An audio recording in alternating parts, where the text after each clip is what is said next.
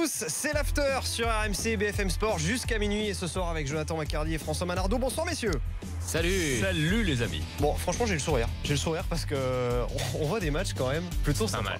On voit des matchs plutôt sympas. T'as envie d'aller chez Conforama toi, je sens. J'ai envie d'aller chez Conforama pour m'acheter un bon canapé pour mater des bons matchs de Ligue 1, tu vois. Exactement. Voilà, la victoire de Lyon ce soir 2-1 face à Rennes. On a vu également la victoire 2-1 du promu troyen, victoire historique même du promu troyen puisqu'il ne s'était jamais imposé à Nice. Ouais, une première. Et donc victoire 2-1, c'était en tout début de soirée. Évidemment on va débriefer avec vous sur le hashtag RMC Live au 32-16 cette rencontre. On débriefera également la victoire d'Arsenal. Arsenal oui, parce que la première ligue a repris également. Victoire 4-3 ce soir d'Arsenal à l'Emirates Stadium face à Leicester.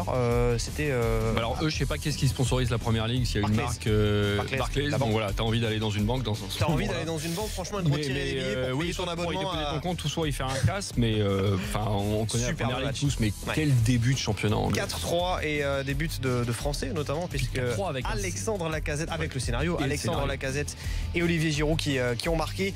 On va parler de tout ça. Juste avant les résultats de la Ligue 2, on jouait ce soir les 8 premiers matchs de la 3e journée. Vous voyez les résultats si vous regardez la télé sur BFM Sport. 2-0 pour Niort face à Auxerre, 0-0 entre Brest et le Gazélec Ajaccio. Défaite à domicile de Quevilly-Rouen, 4-1 face à Bourg-en-Bresse. Orléans et Ajaccio, la CA qui se sont quittés sur un match nul 0-0. 0-0 également entre Valenciennes et Clermont. Victoire de Reims 1-0 à Tours. Autre victoire à l'extérieur, celle du Havre 3-0 au Paris FC. Demain Sochaux-Lens et puis lundi Lorient-Châteauroux et Nîmes-Nancy. Ça nous donne pour l'instant au classement général de cette Ligue 2 après donc les 7 premiers matchs de cette 3e journée. Le Havre toujours en tête avec 9 points devant Reims et Clermont. Bien, messieurs, je vous propose de débriefer les rencontres du jour et d'abord, bien sûr, l'important, vous le savez, c'est les 3 points. Le plus important, c'est 3 points. L'important, c'est l'essentiel. Souvent, l'essentiel, c'est le plus important. L'essentiel est important. Et l'essentiel, François, ce soir, c'était 3 points. On va commencer par 3 petits points. Mariano Diaz, le Dominicain, peut-être futur espagnol. Je l'avais baptisé la semaine dernière à la Bim Bam Boum. Il y avait eu Bim Bam. Ce soir, on a eu Boum pour son 3e but en championnat. Et un joueur, un attaquant que je trouve atypique. Pas dans le moule de ce qu'on a l'habitude de voir en France, mais redoutablement efficace, opportuniste. Il y a encore beaucoup de choses à dire sur lui parce que il n'est pas loin de là, il n'est pas parfait, mais j'aime son style, j'aime sa mentalité, j'aime sa façon de faire d'un demi-ballon un but. Voilà, donc à suivre. Deuxième point par rapport à des Troyens que j'ai trouvé par rapport à leur dernier exercice en Ligue 1, c'était il y a une grosse saison, puisqu'ils étaient en Ligue 2, donc c'est un promu. Je les ai trouvés disciplinés, affûtés, absolument pas effrayés du fait de jouer une équipe qui avait fini dans les 3 premiers et qui joue plutôt bien au ballon, et ils ont été récompensés parce que aussi beaucoup plus lucides que les Niçois. Garcia. Et quel était leur entraîneur lors de leur dernier exercice en Ligue 1? Furlan. Voilà, t'as tout dit. Oui, enfin, t'as les joueurs aussi. Hein. Pas seulement. C'est une question de style et de romantisme. C'est les joueurs aussi qui font la différence. Et le 3e point, bon, alors on a vu le certificat international de transfert arriver aujourd'hui. Parce que le Barça, Barcelone aurait reçu donc 222 millions d'euros. On parle de Neymar, évidemment. Voilà, sur ses comptes. D'abord, je ne crois pas qu'on verse directement une somme qui est équivalente quasiment à la moitié du budget du PSG. Et je ne pense pas que Paris Saint-Germain soit un mauvais payeur. On peut trouver des défauts au PSG, mais pas celui-ci. Donc je trouvais qu'il y avait une espèce entre le séquestre et un petit peu de mesquinerie de la part des Catalans qui nous ont habitués à plus de classe. Mais on sait aussi qu'il y a les élections en perspective. Et j'ai trouvé que Bartomeu s'est servi de cette situation où la clause leur a coûté cher, même si elle leur rapporte gros, pour laisser filer un des 2 joyaux de cette équipe et dans le cadre des élections de commencer un petit peu à pérorer, à fanfaronner en disant bon, vous avez vu, on encaisse 222 millions d'euros et en plus on a fait chier les Français. Tes 3 points, Jonathan. Le premier point, c'est sur Mariano Goal. Écoute, je l'ai trouvé très limité dans le jeu, très très peu influent, un peu agaçant à toujours vouloir chercher la frappe, un peu individualiste, mais au final il marque encore. T'es sûr qu'on parle du même joueur? Ouais. Tu parles pas de Memphis Depay? Non, mais les deux s'en mettent dans le même panier en fait. Les deux sont décisifs, mais les deux ont été. Il a moins de ballons. Les deux ont été quand même assez agaçants dans le jeu, assez peu performants collectivement, mais au final les deux sont décisifs. Donc ça c'est à souligner. Effectivement, comme je rejoins François sur le fait que c'est un attaquant atypique, qui est efficace, qui est obsédé par le but. Et pardonnez-moi la comparaison, mais il me fait penser au début de Carlos Tevez quand il était jeune et qu'il jouait au Brésil, qu'il avait ce déchet, qu'il avait ce déchet incommensurable, mais qui avait cette espèce de hargne de grinta qui lui permettait d'enfiler les buts. Le deuxième point, c'est Rennes. Écoute, ça fait la deuxième saison de Gourcuff. La première saison, j'avais beaucoup d'espoir. Je lui laisse quand même. Je me suis dit, allez, deuxième saison, je vais encore essayer de lui laisser le bénéfice du doute, mais là, c'est plus possible. Ça, c'est vrai, un jeu direct. Qu'on ne lui connaissait pas, totalement stéréotypé. On essaie de jouer très verticalement avec les vitesses de Moussa et de Sarr. Je trouve qu'il n'y a pas grand chose dans cette équipe-là et j'ai vraiment du mal à croire que c'est une équipe de Christian Gourcuff. Et le troisième point, c'est la charnière de Nice que j'ai trouvé inquiétante, dans la mesure où je l'ai trouvé très facilement le Marchand et Dante pris de vitesse face aux attaquants troyens. Et quand on pense que c'est Insigne, Calderon, Milik et compagnie qui vont débarquer, j'ai quelques doutes et je suis vraiment très inquiet pour Nice. Bien. Concernant mes 3 points du soir, je reviens moi aussi évidemment sur le match de l'Olympique Lyonnais. Moi, je suis pas tout à fait d'accord avec toi sur Mariano Diaz. C'est-à-dire que c'est un attaquant, on sait qu'il a besoin de pas beaucoup de ballons pour marquer. Voilà, il l'a encore prouvé ce soir. Et ce que j'ai bien aimé, moi justement, c'est que on parlait la semaine dernière du doublé de Fekir, on parlait du doublé de Diaz.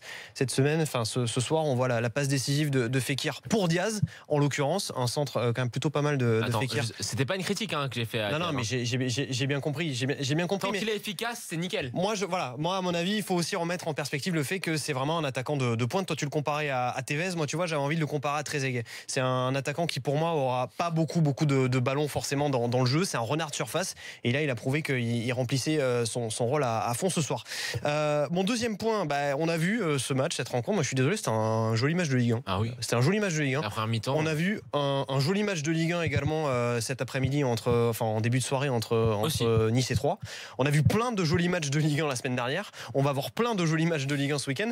Bref, espérons-le. Non, mais c'est pas mal quand même. Belle reprise pour la Ligue 1. Moi, franchement, je suis ravi. Tu vois, je me suis surpris à être là devant la télé là pour le match de l'Olympique Lyonnais. Les amis, entre Tevez et Trezeguet pour Mariano Diaz, je trouve que Mariano Diaz nous ressemble.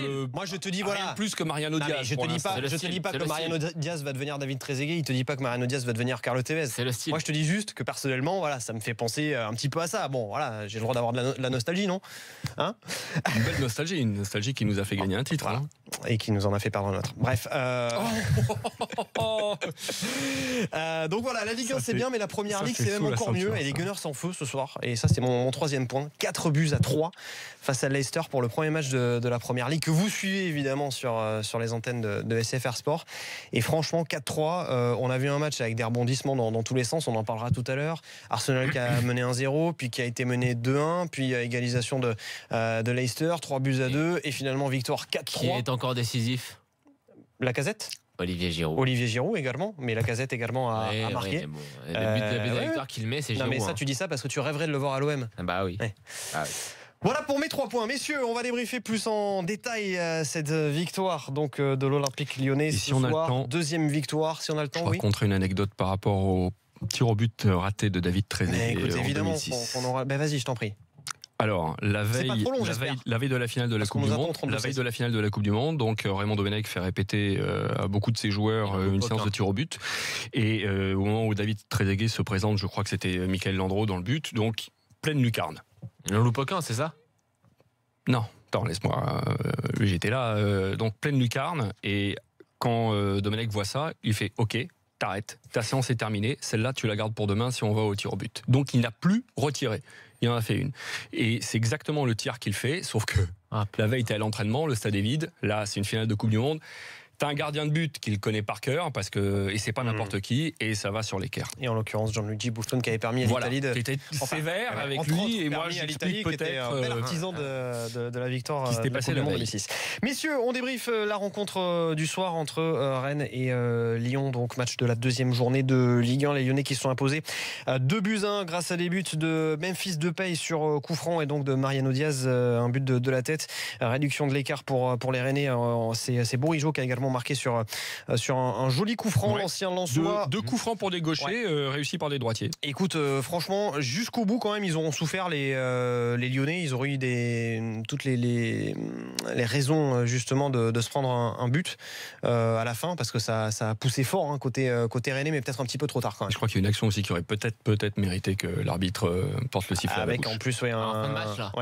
En faveur des Rennais. En faveur des Rennais. Allez, on accueille Mehdi, supporter de l'Olympique Lyonnais, pour en parler. Salut Mehdi. Salut tout le monde. Salut. Bonsoir Mehdi. Ciao. Bonsoir François. Bon, qu'est-ce que tu as pensé de cette rencontre, Mehdi? Ça a été un match finalement assez serré, plus serré que ce que ça annonce au départ. Donc après, je pense qu'il y a eu une mi-temps chacun. Lyon a dominé plutôt la première, Rennes la deuxième. On a eu chaud vraiment le dernier quart d'heure, quoi. À partir du moment où ils mettent le coup franc, Rennes ça pousse, quoi. Mais bon, quand tu vois la ligne d'attaque de Rennes, tu te dis c'est plus une finale d'athlètes 100 mètres. Quand tu vois Bâle, Moubélé, Sarr, voilà, t'as plus l'impression de voir à 100 mètres une ligne de départ de 100 mètres d'athlétisme que les gens de photo. Ouais, je suis un peu dur, mais bon, ça fait pas rêver, quoi. Ça fait pas. Non, mais t'es dur et t'es injuste. Oui, un peu. C'était pour chambrer les Rennais. Non, mais après, j'ai bien aimé Fekir. J'ai bien aimé Fekir qui a été bien en jambes. J'ai bien aimé la charnière chez Lyon. Après, c'est vrai, comme vous le dites, je pense que ça peut finir en nul. On prend les 3 points. On reste en tête. Et puis c'est un bon démarrage de saison. En attendant le début de l'Europa League, la phase de poule, quoi. Je te sens extrêmement sceptique, mais finalement quand même tu vas t'imposer à Rennes, c'est pas non plus le stade le plus facile. Mais c'est bien. Où t'imposer. A priori c'est quand même 3 bons points. On s'en souviendra pas à la fin de la saison, mais Jonathan, c'est quand même. Je suis d'accord. Ça va dans la foulée de la démonstration contre Strasbourg. Ce qui est quand même un peu gênant. Je vais te dire, moi, ce qui me gêne dans cette performance, c'est que, ok, la victoire est là, les 3 points sont là, mais c'est que collectivement, dans l'expression collective, on sent pas encore de progrès. T'es en août, Jonathan. Attendez, les gars. Et cette équipe-là, en fait, ce qui me manque, en fait, c'est pas que, tu vois, qu'à la rigueur, une équipe qui est censée être programmée pour l'Europa League soit pas en forme. Alors, en août, je peux le comprendre. Mais ce qui m'inquiète un peu, c'est que je vois toujours pas de plan de jeu. Alors je vois le système qui favorise certains joueurs. Je pense que Darder rayonne plus que l'année dernière à ce poste-là. Mais ce qu'on voit pas, c'est quelque chose, tu vois, une ligne directrice et un fond de jeu. Il n'y a toujours pas de fond de jeu. Alors on va être patient, on va attendre. Mais quand on prend un peu le passif de l'année dernière de cette équipe-là avec ce coach-là, comment t'as trouvé Touzard ce soir? Très très bon. Et Darder? Pas très bon. Darder un peu transparent. Pas très bon. Convenir, après, un peu transparent. Sur la ligne de 3. Mais Touzard, j'ai trouvé excellent. C'est même lui qui fait la faute, je crois. Sur la ligne de 3, t'as de nouveau. Moi, Traoré, je trouve qu'il est top. Alors, Fekir derrière, qui enfin à son niveau, il est plus qu'excellent. Enfin, je pense qu'il a affûté. Il a eu un petit coup de mou dans le match. Sa convocation de l'équipe de France à la fin du mois. Mais si c'est pas à la fin du mois, ça sera pour. C'est une équipe encore. Non, vous verrez. Là, c'est le Darder. C'est le Fekir qui aime Deschamps. Et vous verrez que cette équipe lyonnaise, elle peut se mettre un peu plus en place. Ah mais moi je suis complètement d'accord avec toi. On a beaucoup de beaux matchs, c'est vrai, mais j'ai pas vu encore des collectifs. Les amis, cette équipe, cette équipe elle est bonne parce que les individualités sont bonnes. Mais le problème c'est, on en revient toujours à la même question. Moi je suis pas d'accord avec toi. Est-ce que l'entraîneur est capable de faire progresser l'expression collective de cette équipe? On va voir. Quand tu vois le match.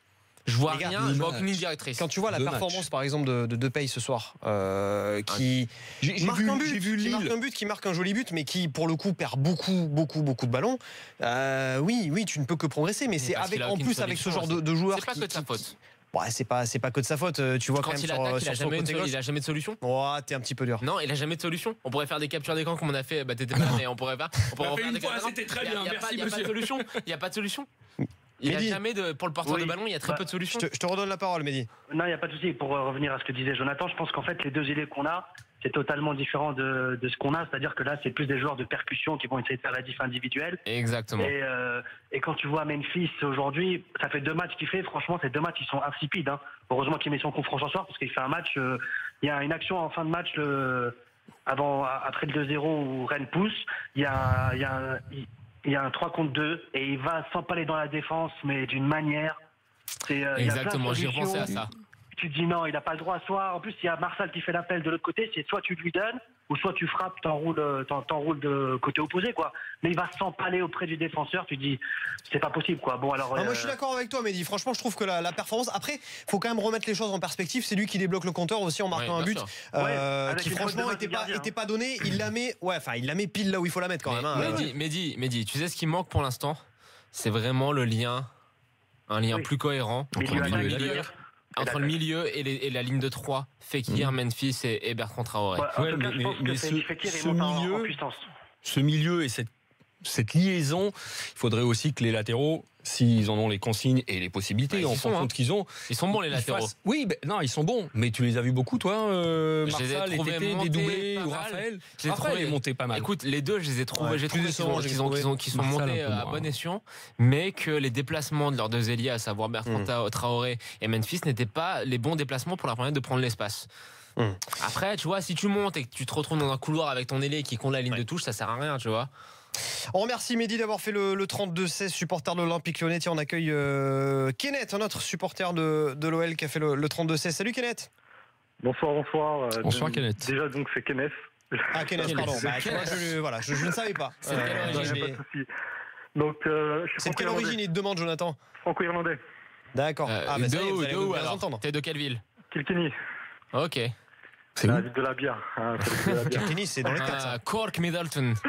Whisky. Bon, messieurs, on parle de foot. Ça, t'as pas le droit, ça, je crois.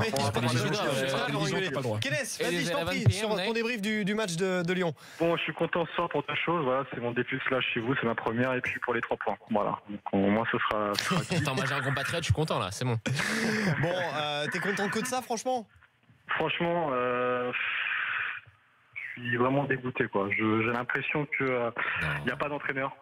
Non, mais les gars, vous vous rendez compte quand même de ce que vous dites ce soir ou pas? Pour moi, tu vas gagner 2-1 à Rennes. T'es dur, mon ami. T'as gagné 4-0 contre Strasbourg la première journée. T'es au mois d'août. Attends, explique-nous. J'ai dit, alors pour moi, comme j'ai écouté il y a quelques secondes, il y a un manque, il n'y a pas le lien entre la défense et l'attaque. Voilà, entre Fekir et entre la Marcelo, défense et l'attaque. Ouais, entre Marcelo et Fekir, il n'y a personne. Pour moi, donc à ton sens, Touzard, attends, juste pour comprendre, Touzard et Dardenne ne font pas leur travail. Tout ça, si, il n'y a pas de problème, il a fait son match. Bah alors, en quoi il n'y a pas de lien? Puis il y a eu un lien entre des défenseurs et des attaquants. Pour moi, Dardenne, c'est celui qui est au-dessus de tout ça et qui fait pas la passe qu'il faut à Fekir pour. Tu parles de la deuxième relance alors. La deuxième relance, si tu pouvais faire. Voilà. Et pour moi, il n'y a pas ce lien.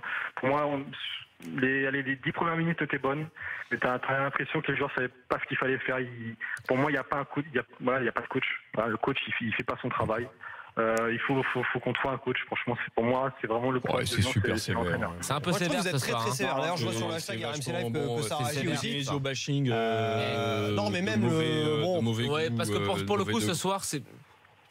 Ouais. Écoute, si Dardar était en dessous, tu vois, c'est lui qui effectivement est censé faire le lien. Memphis, j'aime bien. Ah bon? J'aime bien le nom, ce qu'il a fait auparavant. Mais là, il faut avouer. Mais il a fait quoi auparavant, à part la Coupe du Monde 2014? Il a fait quand même des bons matchs au PSG. Il a fait quelques bons matchs. Mais le PSV, c'est le PSV, on parle de 2014. En 2014, il est transféré à Manchester United, c'est ça? Ou il est fantomatique? S'il a été vu par des grands clubs, c'est que quand même il a un potentiel. Après, est-ce que c'est un joueur qui a simplement brillé pour après l'argent? Ça, on ne sait pas. Est-ce qu'il a vraiment un potentiel maintenant? Est-ce qu'il a une marge de progression? On n'en sait rien. Mais pour moi. Enfin, moi, j'aimerais bien voir cette équipe avec un autre entraîneur. Voilà. Pour moi, Genesio, c'est pas l'entraîneur qu'il faut pour cette équipe. Ils arrivent sur le terrain, j'ai l'impression, on attend de l'individualité, on attend un déclenchement individuel de Fekir, de Traoré, un dribble, d'un coup de rein pour mettre un but. Mais c'est pas ça. Je peux te poser une question rapidement. Oui. Avec ton entraîneur qui est bon à jeter aux orties, vous êtes combien au classement ce soir, l'OL? Non, mais moi, non, mais c'est pas une question comme ça, non.